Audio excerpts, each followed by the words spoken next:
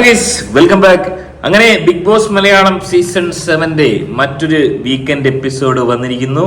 ഏവരും ഉറ്റുനോക്കിയിരിക്കുന്ന, വളരെ പ്രതീക്ഷയോടെ കാത്തിരിക്കുന്ന ഒരു എപ്പിസോഡാണ്. ഷൂട്ട് തുടങ്ങി കഴിഞ്ഞിരിക്കുന്നു. എന്തൊക്കെ അനിഷ്ട സംഭവങ്ങളാണ് ഉണ്ടാകാൻ പോകുന്നത്. ഹൗസ്മേറ്റ്സ് അടക്കമുള്ള ആളുകൾ കാത്തിരിക്കുന്നത് ഷാനവാസ് എന്ന് പറയുന്ന മത്സരാർത്ഥിയെ ഏറിൽ കയറ്റുമോ, ഷാനവാസിനെ ലാലേട്ടൻ പൊരിക്കുമോ, ഷാനവാസിന് പണിഷ്മെന്റ് ലഭിക്കുമോ. ഷാനവാസ് തന്നെ പറയുന്നുണ്ട് അദ്ദേഹം പുറത്താക്കിയാണെങ്കിൽ നെഞ്ചും വിരിച്ച് താൻ ഇറങ്ങിപ്പോകുമെന്ന് പറയുന്നുണ്ട്. ഒരുപാട് കാര്യങ്ങൾ അദ്ദേഹത്തിനെതിരെ അലിഗേഷൻ വന്നിട്ടുണ്ട്. അതിലേറെ പ്രധാനപ്പെട്ടത് നെവിൻ എന്ന് പറയുന്ന മത്സരാർത്ഥിക്കെതിരെയുള്ള ആരോപണമാണ്.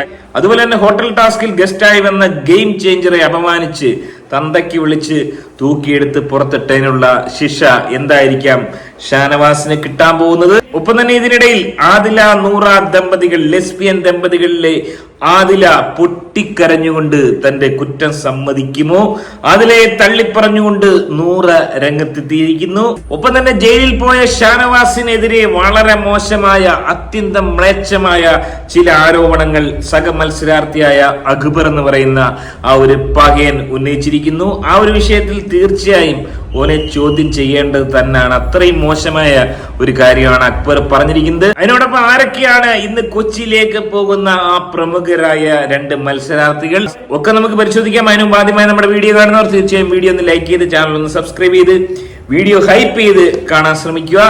ആദ്യം തന്നെ ആദില നൂറ ലെസ്ബിയൻ ദമ്പതികളുടെ ആ ഒരു അവസ്ഥ എന്താണ്, അവരുടെ നിലപാട് എന്താണ്, ആർക്കൊപ്പമാണ് അവർ ഇപ്പോൾ, എന്താണ് വരട്ടെ.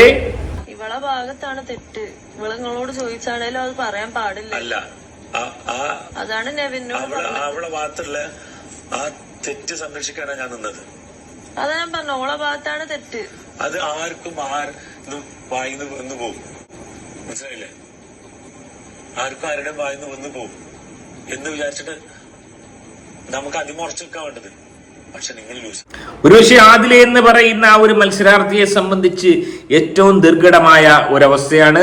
ആദിലയുടെ പൊട്ടിപ്പൊട്ടിയുള്ള കരച്ചിലുകൾ, ലാലേട്ടന്റെ മുമ്പിൽ പൊട്ടിക്കരയുന്ന ആദിലയായിരിക്കാം ഒരുപക്ഷെ ഇന്ന് കാണാൻ സാധിക്കുക. തന്റെ ഏറ്റവും പ്രിയപ്പെട്ട ലെസ്ബിയൻ ദമ്പതിയായ നൂറ പോലും ആദിലയെ തള്ളിപ്പറഞ്ഞിരിക്കുന്നു. വളരെ ദുഃഖകരമായ ഒരവസ്ഥയിലൂടെയാണ് ആദില കടന്നു പോകുന്നത്. എന്താ നിങ്ങളെനി പറഞ്ഞിട്ട് ഇവളെ കൊണ്ട് വേണമെങ്കിൽ ഞാൻ പറയിപ്പിക്കാം ലാലേട്ടനോട്, ഒരു പ്രശ്നവുമില്ല. അതാണ് ലാലേട്ടന്റെ മുമ്പിൽ വെച്ച് ആദിലയെ കൊണ്ട് ഷാനവാസിനോട് മാപ്പ് പറയിക്കാൻ പോലും നൂറ തയ്യാറായിരിക്കുകയാണ്. എനിക്ക് മനസ്സിലാവാത്ത കാര്യം, ഇവരുടെ ഒരു കളിയുടെ ഒരു ഗീതവഗതികൾ എങ്ങോട്ടാണ് പോകുന്നത്. വന്ന സമയത്ത് ആദ്യം ഈ പറഞ്ഞ ഷാനവാസിന്റെ കൂടെ നിന്ന്, അതിനുശേഷം അക്ബറിന്റെ ഒരു പാളയത്തിലേക്ക് പോയി, അതിനുശേഷം നെവിനെതിരെ നിന്ന് നെവിനെ പുറത്താക്കി അതിൽ വലിയ രീതിയിൽ ആഘോഷമൊക്കെ നടത്തി. വീണ്ടും നിവിൻ തിരിച്ചു വരുന്നു, പിന്നെ ഷാനവാസിന്റെ അടുത്ത് വീണ്ടും പോകുന്നു, വീണ്ടും അക്ബറിന്റെ അടുത്ത് പോകുന്നു, അതിനുശേഷം വീണ്ടും നെവിന്റെ അടുത്തേക്ക് വരുന്നു, ഇപ്പൊ വീണ്ടും ഷാനവാസിന്റെ അടുത്തേക്ക് പോകുന്നു. എന്താണ് ഇങ്ങനെ സ്റ്റാൻഡുകൾ മാറി മാറി നിൽക്കുന്നത്? ഈ രീതിയിലാണെങ്കിൽ നിങ്ങളെ എങ്ങനെയാണ് ലാലേട്ടൻ വീട്ടിൽ കയറ്റുക? അതായത് ആരൊക്കെ ഉപേക്ഷിച്ചാലും ഈ ലെസ്ബിയൻ ദമ്പതികളെ വീട്ടിൽ കയറ്റുന്ന രണ്ട് ആൾക്കാരാണ് നിലവിലുള്ളത്. ഒന്ന് ലാലേട്ടന്റെ വീട്ടിലും മറ്റൊന്ന് അക്ബർ എന്ന് പറയുന്ന ആ ഒരു പകയന്റെ വീട്ടിലും ഉമ്മ കയറ്റുമെന്ന് വെളിപ്പെടുത്തൽ നടത്തിയിരുന്നു. ഈ രീതിയിലാണ് കാര്യങ്ങളുടെ പോക്കെങ്കിൽ ആ രണ്ട് വീട്ടിലും കയറ്റുന്ന കാര്യം ഒന്നുകൂടെ ഒന്ന് പരിശോധിക്കേണ്ടിയിരിക്കുന്നു. അതിൻ്റെ ഇടയിൽ ചില ഇൻഫ്ലുവൻസേഴ്സ് ആണെന്ന് പറയുന്ന പുരോഗമനവാദികളായ പകയന്മാർ എന്റെ വീട്ടിലേക്ക് സ്വാഗതം എന്നൊക്കെ പറഞ്ഞിട്ട് വലിയ രീതിയിൽ വാൾപേപ്പർ അടിച്ച് എന്റെ ഉണ്ണി ശ്ലോകം എന്നൊക്കെ പറയുന്ന ഒരു പകയൻ. ഓന്റെ എല്ലാം ഉദ്ദേശം എന്താണെന്ന് ഞമ്മക്ക് മനസ്സിലാവുന്നുണ്ട്, എന്റെയൊക്കെ മനസ്സിലിരിപ്പ് എന്താണെന്ന്.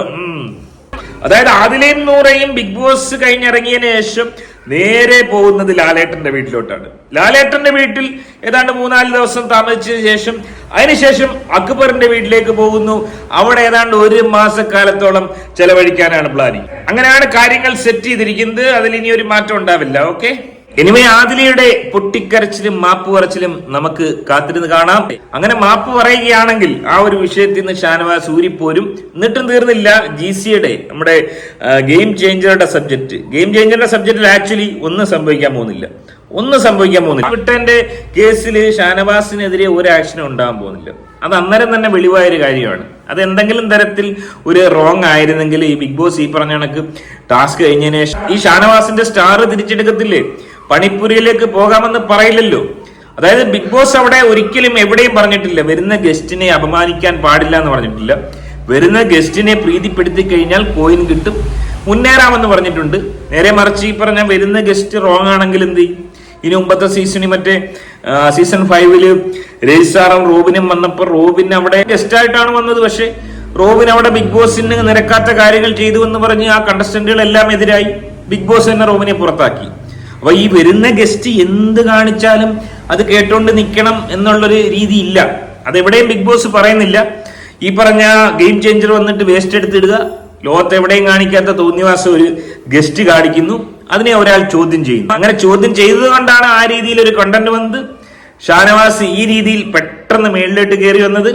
ഗെയിം ചേഞ്ചർ അറിഞ്ഞോ അറിയാതെയോ അതിന് കാരണക്കാരനായി. ഗെയിം ചേഞ്ചറുടെ ഒരു രീതി അതാണ്. ഗെയിം ചേഞ്ചറിനെ ഒരുപാട് ആളുകൾ കളിയാക്കുന്നു, പക്ഷെ അദ്ദേഹത്തെ കളിയാക്കാൻ പാടില്ല. അദ്ദേഹം ഈ ബിഗ് ബോസ് എന്ന് പറയുന്ന ഷോയുടെ ഒരു അവിഭാജ്യ ഘടകമാണ്. അടുത്ത സീസണിൽ അദ്ദേഹത്തെ കൊണ്ടുവരും. നമുക്കറിയാം ഗെയിം ചേഞ്ചർ കഴിഞ്ഞിട്ട് പോയി. ഓനെ ഇനി എവിടെ കാണാൻ കഴിയാം? അതായത് ഓനെ ഇനി കാണണമെങ്കിൽ അടുത്ത സീസണിൽ ഇതുപോലെ ഓനെ കൊണ്ടുവരും. അതായത് തത്തമ്മയെ പുറത്തിറക്കി ചീട്ടെടുക്കുന്ന മാതിരി ആ ഒരു പകയനെ ഇതുപോലുള്ള ആവശ്യങ്ങൾക്ക് വേണ്ടി മാത്രം ഉപയോഗിക്കുന്ന ഒരു പകയനാണ്. ഓനെ ഇത്തരം പരിപാടികൾക്ക് കൊണ്ടുവരിക, ഊക്ക് മേടിച്ചു കൊടുക്കുക, തിരിച്ചുകൊണ്ട് കൂട്ടിലടയ്ക്കുക, പിന്നെ ഓനെ കാണത്തില്ല. അതുകൊണ്ട് തന്നെ ഓൻ വളരെ അവിഭാജ്യ ഘടകമാണ് ഈ ഒരു ബിഗ് ബോസ് ഷോയ്ക്ക്. ഓൻ വന്നു കഴിഞ്ഞാൽ കണ്ടന്റ് ഉറപ്പാണ്. ഓൻ ഊക്ക് കിട്ടുമെങ്കിലും കണ്ടന്റ് ഓൻ കൊടുത്തിരിക്കും, തർക്കമില്ലാത്ത കാര്യം. അതുകൊണ്ട് ഓനെ കുറ്റം പറയുന്നതിൽ അർത്ഥമില്ല. ഓൻ വന്നുകൊണ്ടാണ് ഈ രീതിയിലുള്ള കണ്ടന്റുകൾ വന്നത്. അതുകൊണ്ട് തന്നെ ഷാനവാസിന് ആ രീതിയിലും ഒരു പണിഷ്മെന്റ് കിട്ടാനുള്ള ചാൻസ് ഇല്ല. ഇവിടെ പണിഷ്മെന്റ് കൊടുക്കേണ്ടത് ഷാനവാസിനല്ല, അക്ബർ എന്ന് പറയുന്ന ഒരു പഹയനാണ്. ഓൻ ഇന്നലെ പറഞ്ഞ ആ ഒരു സ്റ്റേറ്റ്മെന്റ് അത് നമുക്കൊന്ന് കേൾക്കാം. വരട്ടെ. ഈ വീക്ക് മോനെ ജയിൽ കണ്ടന്റ് ആയിരിക്കും. മോനെ കണ്ടന്റ് നോക്കിയോ പൊള്ളിക്കാൻ പോവാണ് ഈ വീക്ക്. ഗർഭിണിയാ കൂട്ടോ ജയിലില്.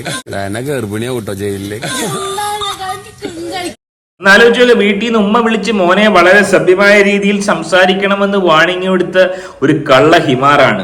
ഓൻ എന്താണ് പറഞ്ഞത്? ഷാനവാസും റണേ എന്ന് പറയുന്ന ഈ കൊച്ചു പെൺകുട്ടി, ഷാനവാസ് ഒരു കുടുംബനാഥനാണ്, 2 പിള്ളേരുടെ വാപ്പയാണ്. ആ ഷാനവാസിന്റെ കൂടെ ജയിലിൽ പോകുമ്പോൾ ഓളെ ഗർഭിണിയാക്കുമെന്ന് പറയുന്ന ഈ ഒരു പഹയെന്ന് ആലോചിച്ച് വെക്കുക. എന്താണ് ഇതിന് മറുപടി പറയേണ്ടത്? ഇത് ഏത് സെൻസിലാണോ അവൻ പറഞ്ഞത്? എനിക്ക് മനസ്സിലാവുന്നില്ല ഏത് സെൻസിലാണോ അവൻ പറഞ്ഞത്. ഈ ഒരു സംഭവം ആരുടെ ശ്രദ്ധയിൽപ്പെട്ടിട്ടില്ല, ഞാൻ ആരും ഇത് പറഞ്ഞു കണ്ടിട്ടില്ല. അതുകൊണ്ട് തന്നെ വീക്കെൻഡ് എപ്പിസോഡിൽ ഈ ഒരു വിഷയം എന്തായാലും ചോദിക്കണം. ഇത്രയും മോശമായിട്ട് ആരും സംസാരിച്ചിട്ടില്ല. വളരെ സദാചാരവാദം പറയുന്നു എന്ന് പറയുന്ന ഷാനവാസ് പോലും ഇതുപോലുള്ള വളരെ മോശമായ ഒരു ഡയലോഗ് പറഞ്ഞിട്ടില്ല. അത്യന്തം മോശമായി പോയി. ആരും അവിടെ മൈൻഡ് ചെയ്യുന്നില്ല. ഒരാൾ പോലും ഈ അക്ബറിനെ തിരുത്തുന്നില്ല.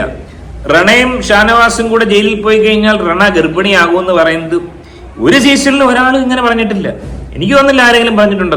അതുകൊണ്ട് തന്നെ അക്ബർ എന്ന് പറയുന്ന ഈ ഒരു പഹയന്റെ ഈ ഒരു സ്വഭാവ രീതി ചോദ്യം ചെയ്തേ മതിയാവത്തുള്ളൂ. ഇനി നമുക്കറിയേണ്ടത് ആരായിരിക്കാം ഇന്ന് കൊച്ചിയിലേക്ക് മടങ്ങുന്ന ആ 2 പ്രമുഖ വ്യക്തികൾ. അതിൽ ഒന്നാരാണ്? അതെ, മറ്റാരുമല്ല, കേറി വരട്ടെ. അതെ, മറ്റത്ഭുതങ്ങളൊന്നും സംഭവിച്ചില്ലെങ്കിൽ റണ ഫാത്തിമ എന്ന് പറയുന്ന ഈ ഒരു കൊച്ചു മിടുക്കി ഇന്ന് കൊച്ചിയിലേക്ക് അതീവ ദുഃഖിതയായി മടങ്ങും. പിന്നീടുള്ളത് മറ്റൊരു പഹയനാണ്. അത് സസ്പെൻസ് ആയിട്ടിരിക്കട്ടെ. 100% ഉറപ്പിക്കാം അദ്ദേഹം തന്നെയായിരിക്കും പോകുന്നത്. ഒരു തവണ പോകണമെന്നൊക്കെ പ്ലാൻ ചെയ്ത വ്യക്തിയാണ്. എന്നാൽ ഏറ്റവും ഒടുവിൽ അദ്ദേഹത്തിനും കൊച്ചിയിലേക്ക് പോകാനുള്ള ഒരു അവസരം ഉണ്ടാകുന്നു. അദ്ദേഹത്തിന്റെ ചില സ്വഭാവ വൈകല്യങ്ങൾ കൊണ്ട് തന്നെയാണ്. തീർച്ചയായും അദ്ദേഹം തന്നെ ആയിരിക്കാം. എപ്പിസോഡിന്റെ ഷൂട്ട് കഴിഞ്ഞിട്ടില്ല, നമുക്ക് കാത്തിരിക്കാം. കൂടുതൽ അപ്ഡേറ്റുകളുമായി വീണ്ടും കാണാം. ഈ വിഷയത്തിൽ നിങ്ങളുടെ അഭിപ്രായം എന്താണ്? ഷാനവാസിനെതിരെ അക്ബർ നടത്തിയ ഈ ഒരു പരാമർശം നിങ്ങൾ എങ്ങനെ കാണുന്നു? കമന്റ് രേഖപ്പെടുത്തുക. ആദ്യമായിട്ട് വീഡിയോ കാണുന്നവർ വീഡിയോ ലൈക്ക് ചെയ്ത് ചാനൽ ഒന്ന് സബ്സ്ക്രൈബ് ചെയ്ത് കാണുക. മറ്റൊരു വീഡിയോ ആയിട്ട് കാണാം. ബൈ.